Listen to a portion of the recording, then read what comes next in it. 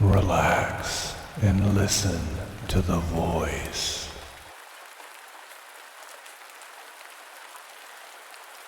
Welcome back again to another installment of Bloody Bits.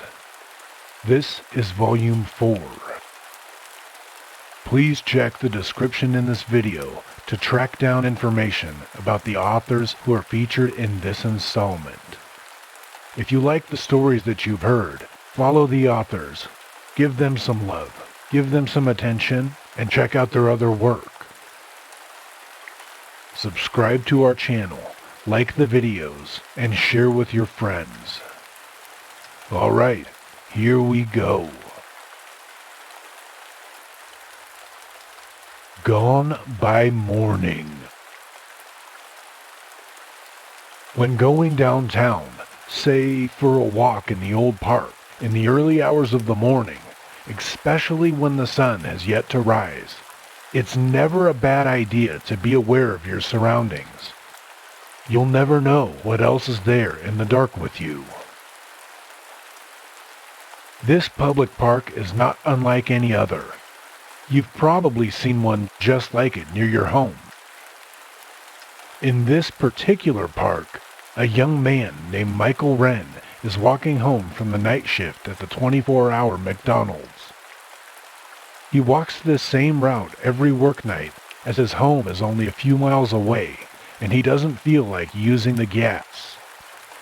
Besides, traffic is so bad on his way that he would bet that it would take longer for him to drive to work than to walk there anyway. The time is approximately 5:30 in the a.m., and the sun is still less than an hour away. Michael was walking with his hands tucked into his Dickies pants as he absently chewed on the pull string from the hood on his Green Bay Packers hoodie, his tired feet making a lazy plop on the paved walkway beneath him. He badly wished to himself that he had remembered to bring his headphones today. Though he had gotten fairly used to this walk, it had become increasingly boring with each trip to and from his house to the greasy burger joint. He began to have some serious worries that he might go insane from the monotonous nothingness that was happening around him. Now and then, he would hear a car driving somewhere in between the buildings nearby, but for the most part, the streets remained empty and all the windows around him were dark. He felt a pang of envy as he pictured them all still asleep in their beds and yearned for his own, telling himself he might not even set the alarm when he got home and just let himself sleep until he simply could not sleep a second more. Overhead electrical lamps cast a dim yellow glow, the light of which barely stretched beyond a small cone pointed down, and when Michael looked at his arm under these lamps, he would see that his skin looked orange as its pigment mixed with the gloomy yellow. He thought about trying to find a way to make a game out of this to pass the time, but just then he noticed the electrical lamp starting to rapidly flicker on and off, emanating a horribly irritating buzzing sound. Michael found that he might be able to find a tune in the bzz bzz bzz if it wasn't such a mind-splitting high-pitched ring. Then there was another sound he could hear through the buzzing of the short-circuiting lights. A distant and rapid thump thump thump thump thump was coming from behind him, and it sounded like it was getting closer, and it was fast, too. He quickly turned around and swung his head back and forth, looking for the source of the sound. As his head turned too far to the left or right, he felt like he could see something moving towards him in his peripherals. He focused on the direction he thought he saw it coming from, but saw nothing. He peered hard in that direction, squinting his eyes to filter away the yellow glow of the street lamps. Yes, there was something there. Michael thought he could make out a faint outline of a person halfway behind a tree, though it was hard to say for sure. Hello? He called out, but the thing that looked like a person did not reply. He shrugged, turned around, and continued walking. Dun, dun, dun, dun, dun, dun, dun. That intense sprinting-like sound again, even closer now.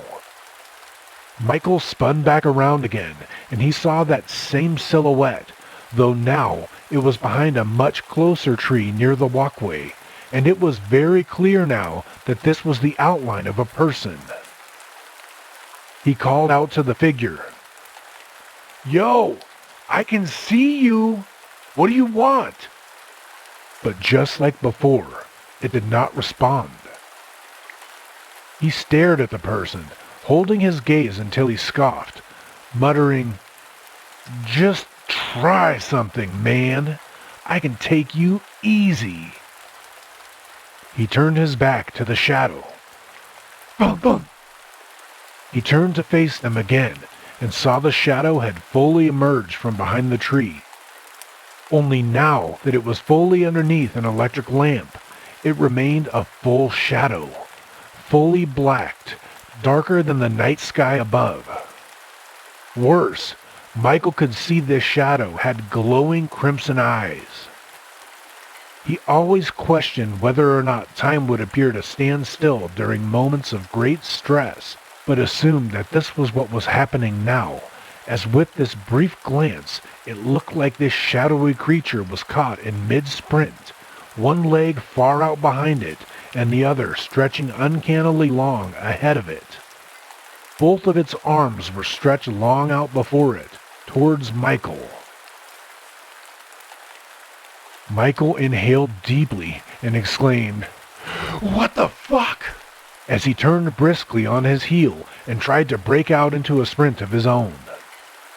He tripped as he accidentally kicked against the back of his left heel and fell forward onto his palms. The thing pounded eagerly toward him, and Michael pushed his hands on the ground in a modified push-up, kicking his legs forward, and ran as hard as he could. "Help!" he cried out. "Somebody help me! Somebody please help me!" But the slumbering neighborhood remained sleeping. All the windows remained dark and lifeless. It was as if they had no choice but to ignore his pleas. He seemed to have forgotten all the ache and tiredness in his limbs from working the overnight shift, and an extra hour at that because of a late coworker meant to relieve him.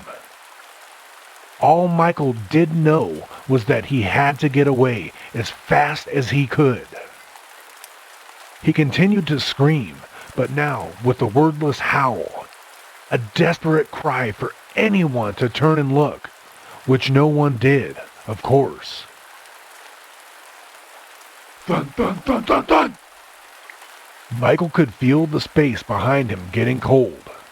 It was worse than any cold from a winter night. It was what he would imagine absolute zero felt like. It crept up to him as the shadow advanced, like a wall of ice, eating away the rest of the heat around him as it desired to close in around him. He saw before him the sun had started to rise, and the realization dawned on him that this would be the last sunrise he would ever see. "I wish I had taken more time to look at more of these," he thought miserably to himself. A hand that felt as icy as death itself gripped the back of his hoodie. Michael stumbled to the ground without a coherent thought in his mind, only existential terror spiking through him like he had never felt before and assumed he never would again. He heard the fabric of his hoodie tear behind him as he slammed onto the concrete. He squeezed his eyes shut as he huddled in a fetal position, his arms instinctively up to shield his face from whatever came next. He lay there for several seconds until he found the courage to slowly open one eyelid, then another. He cautiously lifted his head and moved up to a sitting position. Natural light had filled the air around him, and there was no sign of a red-eyed shadow anywhere around him. He reached around and found a large patch of his hoodie had been torn clean off. A patch of green fabric that was nowhere to be seen, that was now adrift on another plane of existence that was very far from where Michael existed. Michael would later commit himself to start running more regularly and to get into better shape. More importantly, however, a much larger commitment was that he would leave home earlier, in his car, and would never walk alone in the night again. Because who can say if one is truly alone when walking in the dark?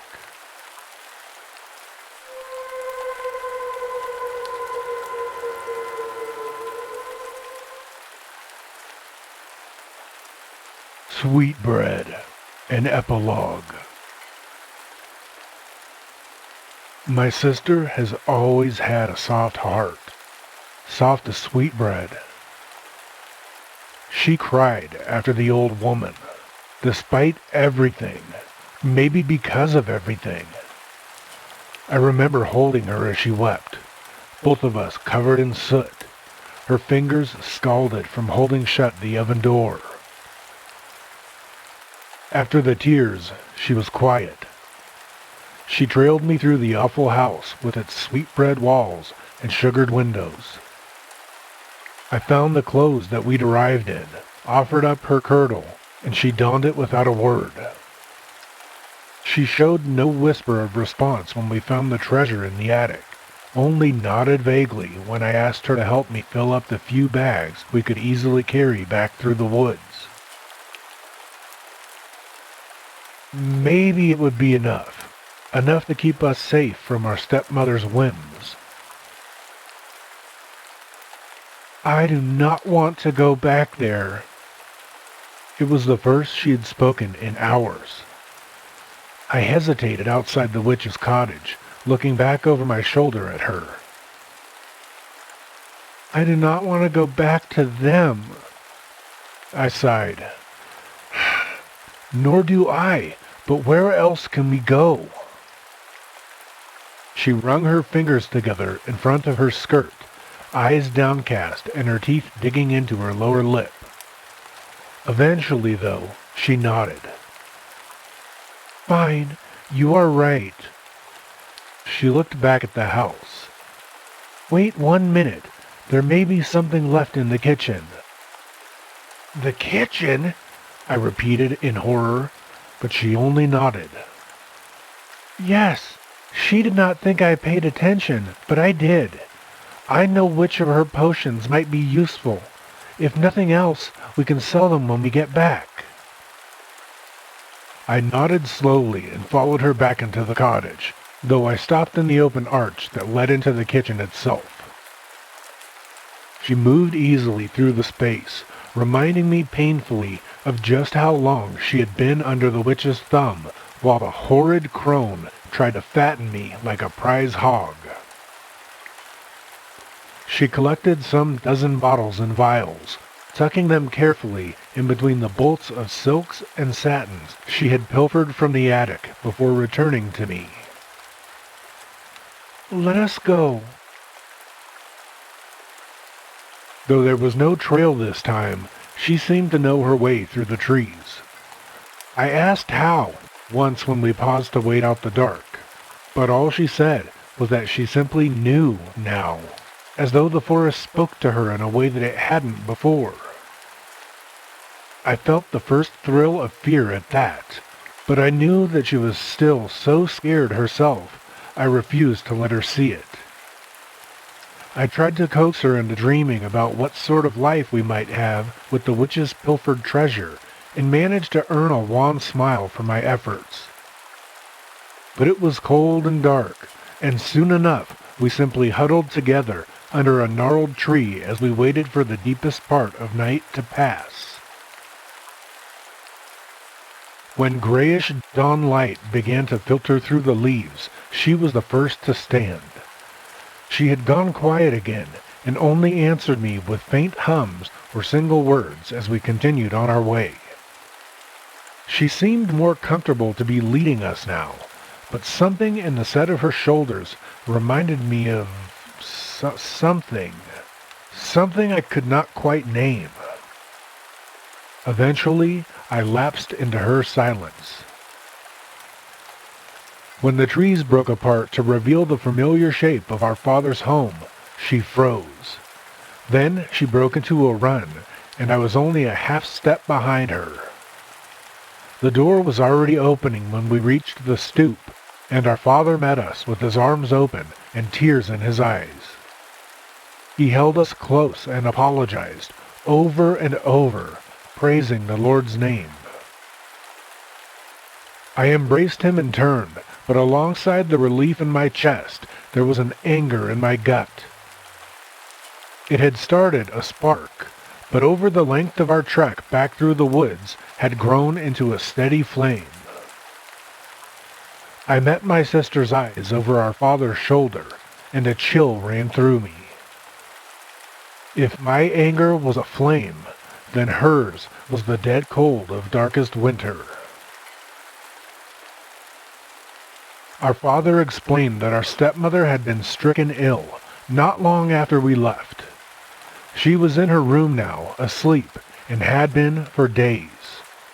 He did not expect her to recover, though he had been following the physician's orders as best he could. "Perhaps she shall rally to see you," he offered us hopefully. When neither of us answered, he sighed and dragged a hand down his thick beard. There was more gray in it than I remembered. "I know you must be angry with me, with us," he told us wretchedly. "That I could lose track of you so easily. It is an unforgivable failing in a father." Lost? I started slightly at the sharp edge in my sister's voice. Our father did too. She had always had a soft voice to match her heart. "We were lost?" she repeated, staring at him intently. Our father stared back, eyes wide with a hint of fear. "Lost," he confirmed at last in little more than a whisper. I dropped my eyes, unable to continue looking at him. My sister did not. Abruptly, she stood from our small table. "We will go see her then." I blinked, startled both by the sudden movement and the conviction in her voice, but I followed her into our stepmother's sick room. That flame of rage flickered a little higher in my chest, and I found that I could not make myself move more than 2 steps inside the door.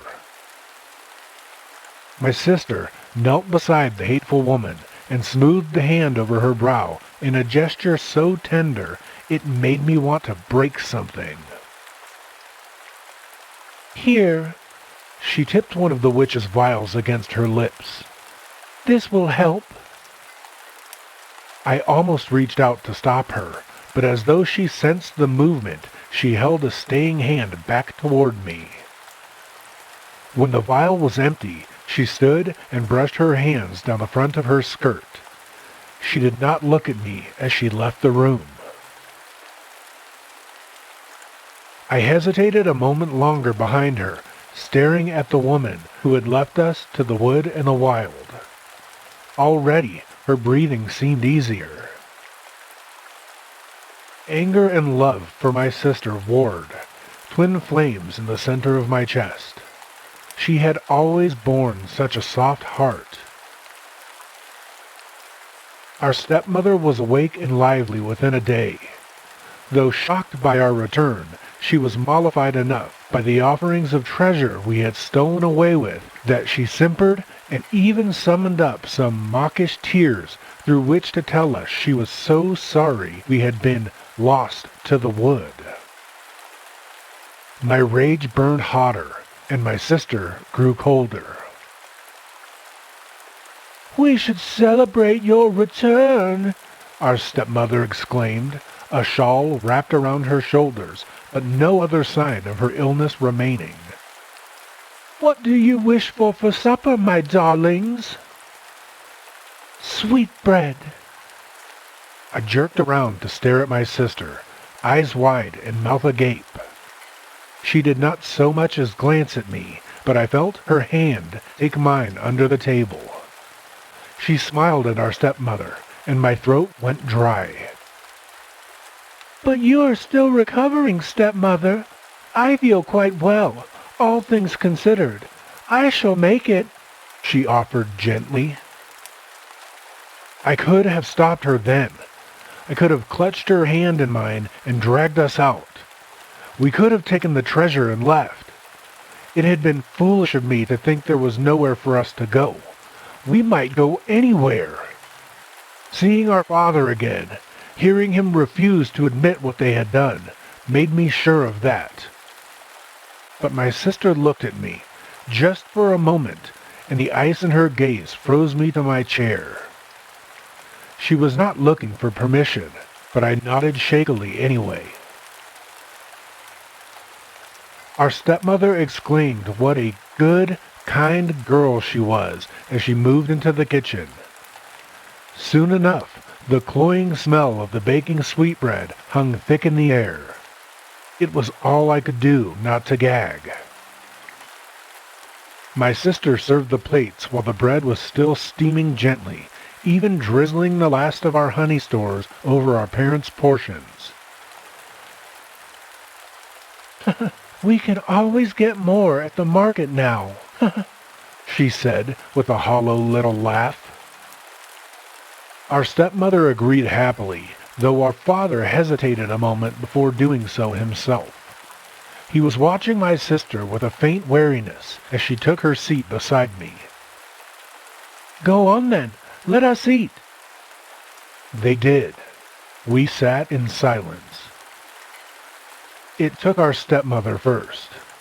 A faint cough, a furrow in her brow. She looked up with confusion, which changed quickly to a horrified realization as she stared at my sister. "You!" Our father choked, red spattering his lips. I looked away, squeezing my sister's hand tight where she had once more taken it beneath the table.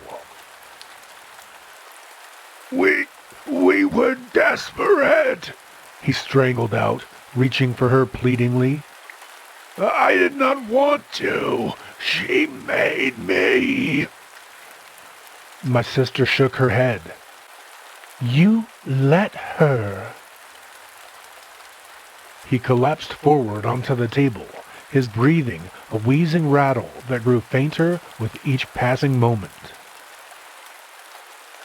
Our stepmother tried to lunge for us, but her legs gave out, and she sprawled across the floor.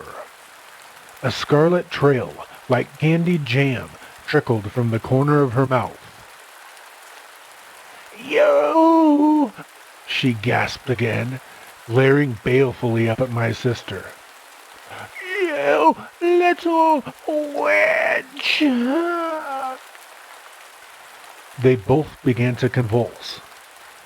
I buried my face in my sister's shoulder. I could feel her stroking my hair. Even without raising my head, I knew she did not look away until their last breaths had faded into silence. Then she simply stood, her hand still in mine. We were both silent as we gathered up our bags, still unpacked by the front door, and stepped out into the cool evening. "You are afraid?" I swallowed. "Yes." She smiled at me, squeezed my hand again, and all I felt was cold. "You do not need to be. I will protect you." My sister always had a soft heart, soft as poisoned sweetbread.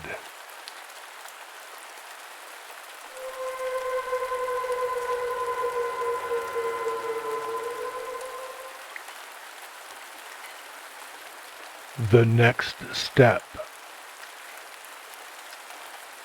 Tristan stirred the sickly green tea in his mug, watching the bag bob up and down in murky suspension. He took a sip, cringed, and grunted in disgust. Far from being satisfying, he thought it tasted like wet grass and regret. He sighed and left the break room, entering the office corridor and pressing the elevator button with the same tired resignation he'd applied to his third cup that morning. The mirrored elevator doors reflected a man worn thin, tired eyes, and a mouth set in a permanent downturn. He tried not to look at the strands of premature gray creeping over his ears.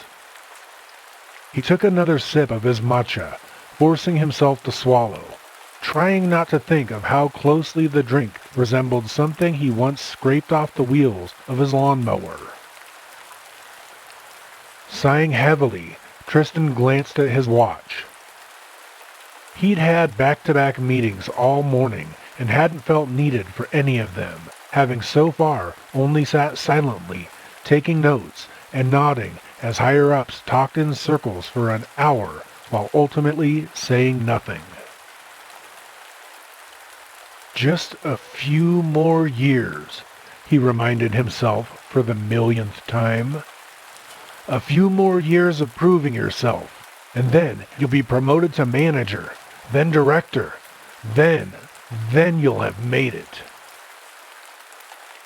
He took another sip of matcha and grimaced, struggling between forcing himself to swallow or spitting it out. It was a few moments before he noticed the old man who had come to stand beside him, waiting for the elevator.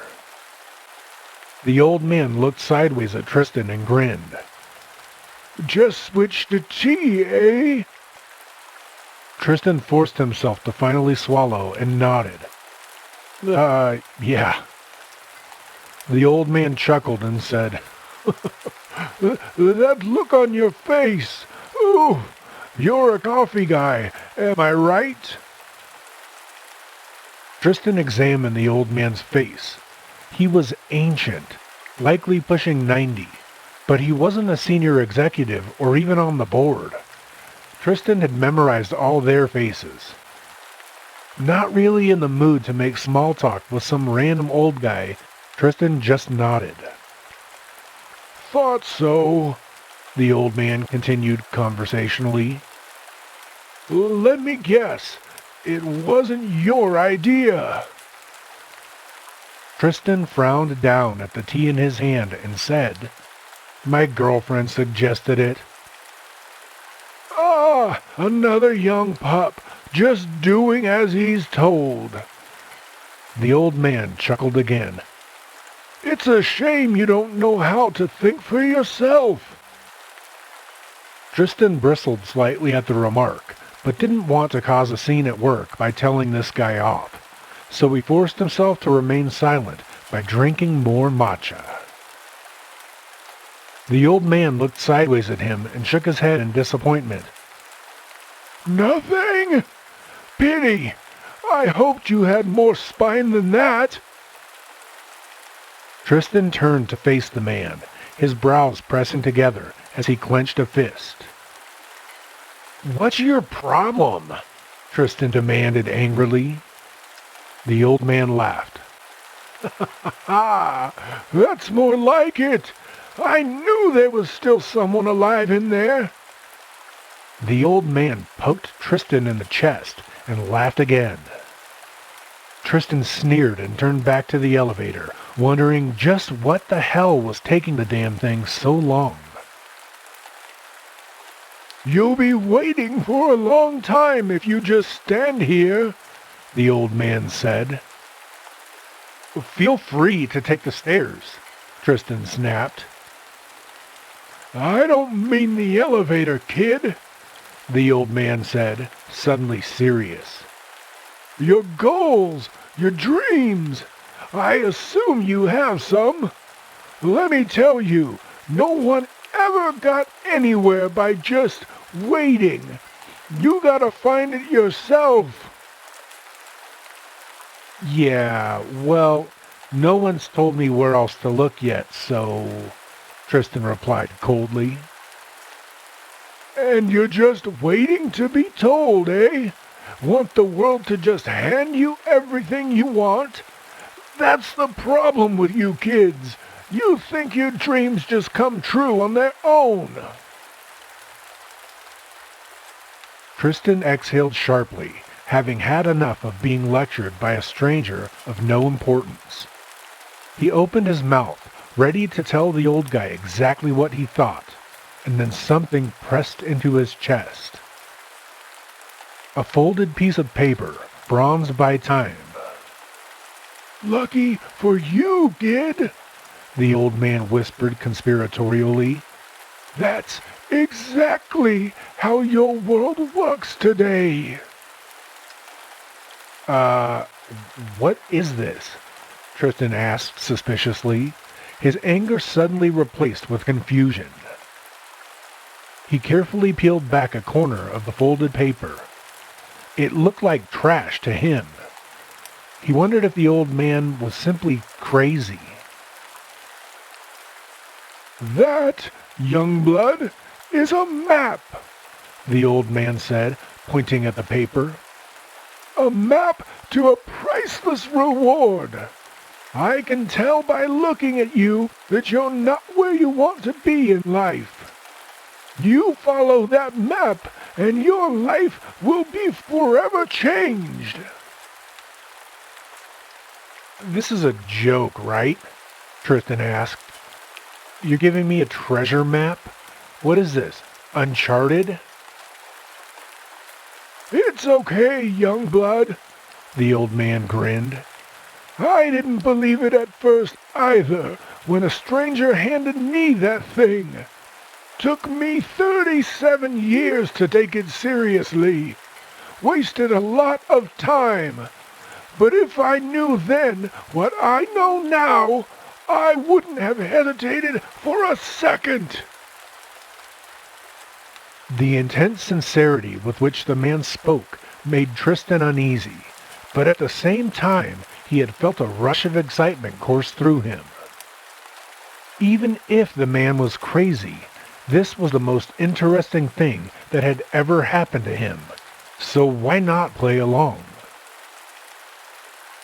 Okay then, Tristan began, slowly unfolding the supposed map, deciding to humor the man for now. What's this reward, and why didn't you take it yourself? No, boy, I did take it, the old man insisted. Everyone gets their own reward. That map you're holding will guide you to a place that exists on no other map. From there, it will show you the way through the maze. Maze? Tristan repeated, still not sure if he should be taking this seriously or not. Yes, or a labyrinth more like. The map will lead you to the center, where you can claim your personal reward. But there's a condition to claim it. You have to pay it forward. Tristan stared down at the map in his hands. It was so fragile, worn thin, and creased with countless folds. It felt like it was going to crumble to dust in his hands. The old man turned and began walking away just as the elevator dinged to announce its arrival. What you do next is up to you, but take some free advice. Don't waste half your life wondering about it. Over the following days, Tristan kept telling himself that the old man was crazy. A treasure map? Ridiculous. But a part of him was intrigued. Even more so when he asked around the office for the old man, and no one seemed to have ever seen him. He couldn't really explain why he decided to listen to the old man in the end, but Tristan left his home and began his search. He didn't tell anyone where he was going. He took all the vacation days he had, and then took off. After weeks of travel, all doubts about the map vanished as he found the place that it led to. Tristan stood in a forgotten valley as the sun began to fall behind the horizon, looking in awe at the towering, dark walls before him. They stretched infinitely to the left and right of where he stood, fading into the dwindling light in the distance and even stretching into the darkening sky. An archway towered over Tristan, a gaping mouth that marked the entrance to this place. Tristan almost expected lightning to split the sky. How could this monolith go undiscovered? Who had built it, and why? These questions, and countless more, swirled around Tristan's mind like a hurricane, but they didn't matter, not when he was this close. He had doubted that this whole adventure would lead to anything, but there was no denying it now. Tristan turned the map over in his hands, searching the back and the corners for what to do next, but there was nothing. The old man had told him the map would also guide him to the center of the labyrinth, but Tristan saw nothing that would help him the rest of the way. "Find me!" a voice suddenly whispered in the wind. Tristan jumped so much he nearly tore the map in half. He turned on the spot and searched for whoever had spoken, but he was in an empty field. There wasn't another person in sight. "Find me!" the voice whispered again, more urgently this time. Tristan turned again as he realized where the voice was coming from. It was speaking from within the labyrinth. A voice borne on the wind that breathed out of the labyrinth's depths. Swallowing his nerves, Tristan took a hesitant step into the labyrinth. The world exhaled. Everything fell silent. Glancing over his shoulder, Tristan's face paled in an instant. The massive archway he had just stepped through had vanished. Instead, he was staring at a section of wall made of flat dark stones that towered overhead, disappearing into the sky. Tristan stumbled forward and pressed his hand against the wall, pressing hard and breathing fast. "No, no, no, no, no," Tristan muttered in a panic as he felt all around the wall, looking for a way to get back out, but to no avail. After a few minutes of fruitless efforts, Tristan sat down in the dirt with his back against the wall, wondering what he should do now. He took several slow, deep breaths and managed to ease his sense of panic. As he calmed down, he began to examine the area around him. There were 3 paths leading left, right, and directly ahead of him. Each one stretched into shadows. Tristan looked down at the useless map in his hands. To his shock, the map had changed. The instructions that had been there, that had led him to the labyrinth's entrance, had gone. Now there was a detailed drawing of the labyrinth itself. As Tristan watched, he saw that the illustration was still growing, the black lines spreading as though sketched by numerous invisible hands. As Tristan watched in awe, the black ink filled the page until a full labyrinth was drawn out, an intricate spider's web with a large, empty square at its center. "Find me!" the voice whispered once more. It sounded familiar, but he couldn't place it. Tristan swallowed hard as he tried to wrap his head around what was happening, then nodded once as if he'd just convinced himself to continue. The map clearly marked the center of the labyrinth, and Tristan noticed tiny dots following the path to his left. Without another moment of hesitation, Tristan turned and followed the directions, moving quickly but cautiously, into the hidden depths. As Tristan followed the map's instructions, he heard the grinding of stones frequently and could swear that whenever he looked at the map, it had changed slightly. There was no way of knowing what the other halls contained, but he could hear things lurking in the darkness, stomping and slithering out of sight. He was certain they could hear him too, maybe even smell him. He didn't want to think about what would happen if he wandered down the wrong path. There came a point, after hours of wandering, where Tristan's path split into two corridors. The map clearly told him to go right, but Tristan felt a strong pull to go left instead. He had no idea what was down that path. He had no reason to veer off the safe route and pursue whatever was down that way, but the desire was almost overwhelming. He took a single step to the left, staring wistfully into the darkness. There's something incredible down there, he thought. Whatever strange force was calling to him felt as familiar as going home after a long time away. It called to him, not in words, but in a way he could feel, like a thought he didn't remember having, a memory he'd never lived. But it was as dark as any other path, and utterly, deathly silent. Despite this, Tristan could almost swear the air felt warmer down that path. Tristan took another step forward, dreaming of what wonders might be that way. "Find me!" the voice whispered again, louder. Tristan snapped out of his dreamlike state. He turned and hurried along the path the map told him to go, already forgetting about the alluring alternative route that had called to him. Tristan lost track of how long he had been walking, though it felt like days.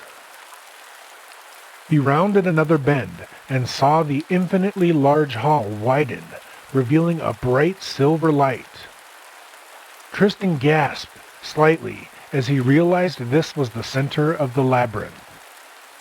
He had made it.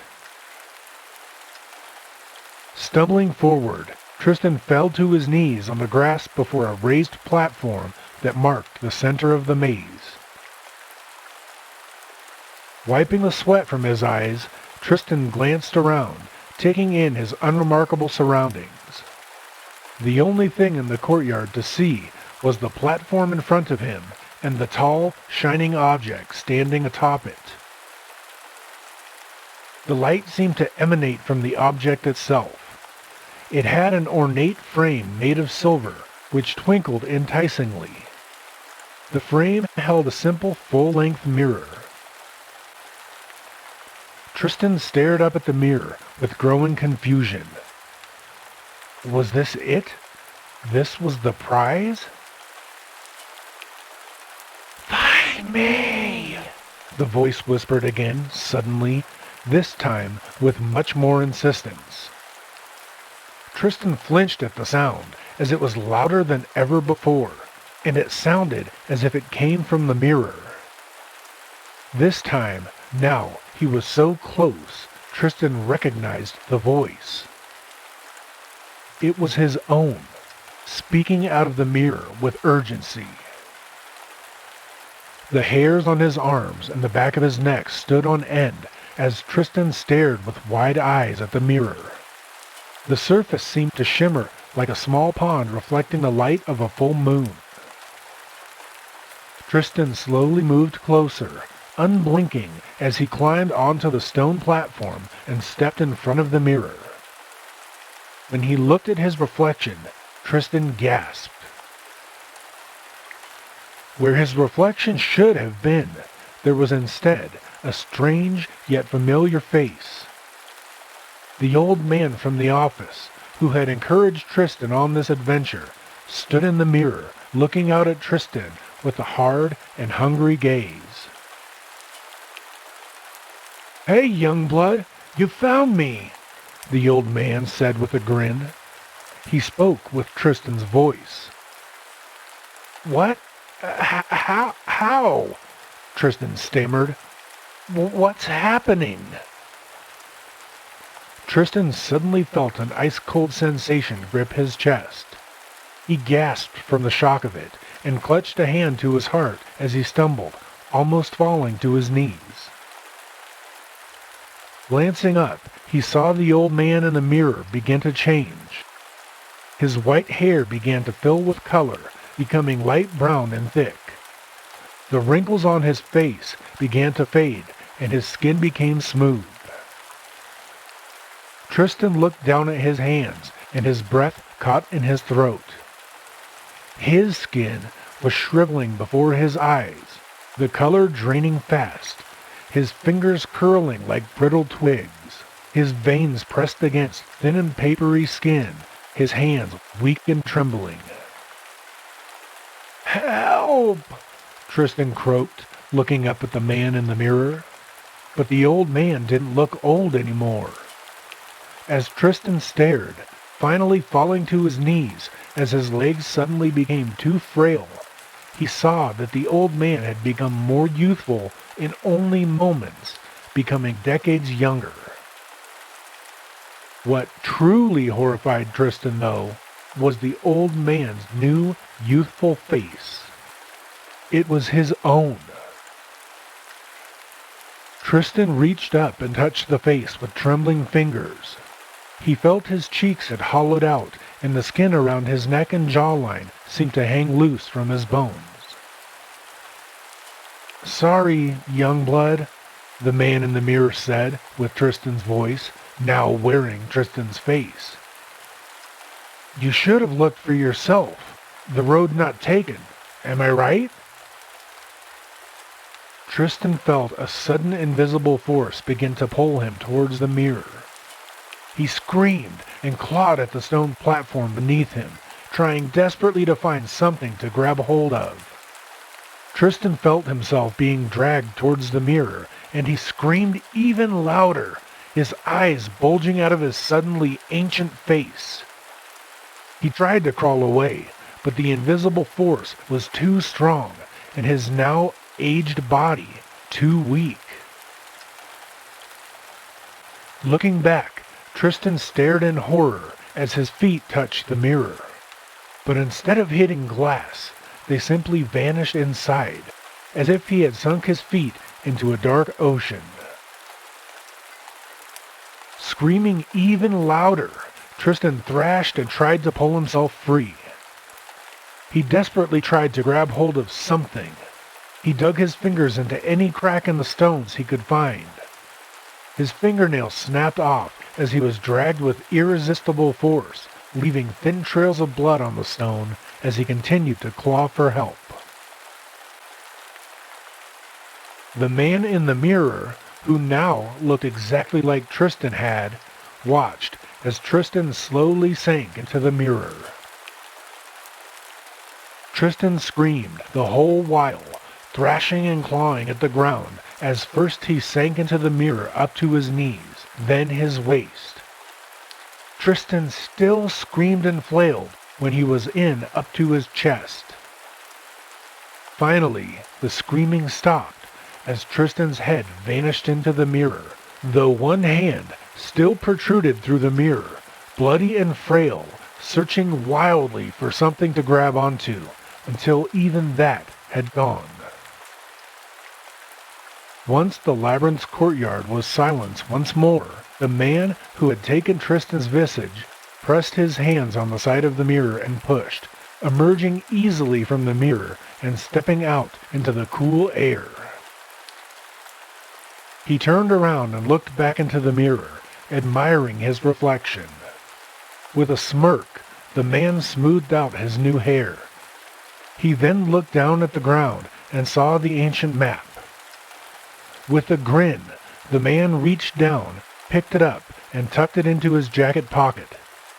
Then he turned and walked away, whistling casually as he vanished into the darkness.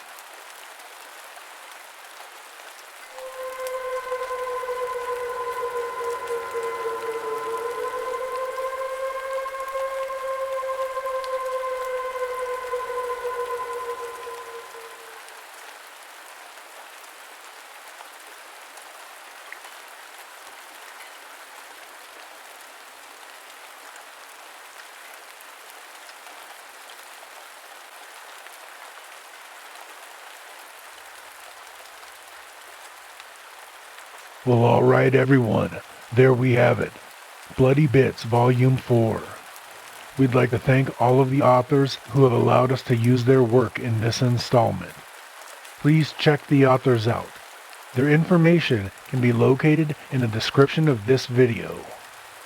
Take care of yourselves. Sweet dreams.